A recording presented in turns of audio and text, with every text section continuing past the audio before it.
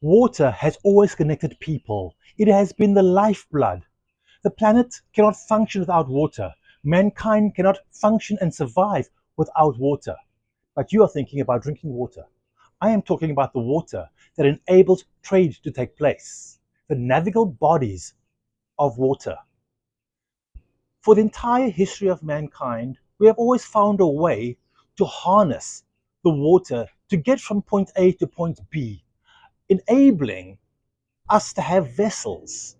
And we have harnessed the power of sail to get from place to place as efficiently as possible. As we've come today to a global society, we are interconnected by our ports. Our shipping is a critical part of our lifeblood.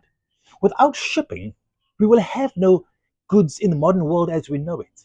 Just about everything we know, from our food supplies to the various consumables, are brought in some form of shipping, manufactured somewhere in the world, and taken somewhere to be distributed. The world of shipping has been always impacted by climate. When we were the early explorers, there were certain routes that were very difficult to navigate. I grew up in the Cape of Storms, and the Portuguese sailors discovered a way to the east via the bottom of Africa, but they realized how difficult it was. The Dutch ended up building a, a port to be able to reprovision their ships coming and going. And again, they realized how difficult it was because of the weather, the storms. But it's also called the Cape of Good Hope. It was called the Cape of Good Hope because it brought opportunities. It brought goods from all over the world via the Southern Ocean, via Cape Town, from Asia to Europe. Then in modern times, they were able to open up the Suez Canal and bypass some of these very difficult places like the Cape of Good Hope or the Cape of Storms or Cape Horn at the bottom of South America, which I have actually sailed past and encountered those ferocious storms when I was doing my solo race around the world. So I've come to appreciate what it's like to have the canals. I've transited the Panama Canal. I've seen these huge Panamax container ships passing through the canals.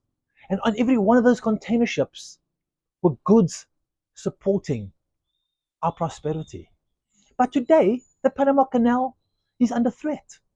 The water levels are dropping. And instead of being able to put through 26 ships, they are now putting through 16 ships every day. Climate impact is impacting the world of shipping, is going to impact our inflation, is going to impact what goods we can get. The more the storms, the harder it's going to be on shipping.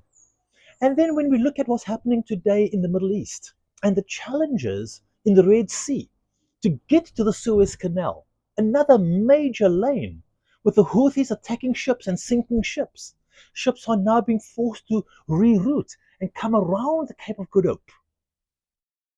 That adds a huge fuel burden to these vessels. And as we try to find ways to deal with carbon emissions and trying to get to net carbon, we're getting more and more creative. But like a yacht, I can hoist my sails and use the wind to transit to where I want to go to help me be effective in my yacht races.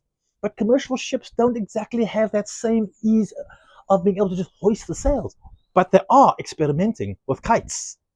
And so innovation is playing a critical role in how shipping is transitioning itself. But as we make progress, we also face these threats. We're not only just facing the threats of climate change, we're not only just facing the threats of conflict. Technology is also changing and is having an impact. And technology can become unstable. It could be hacked. An upgrade may not work.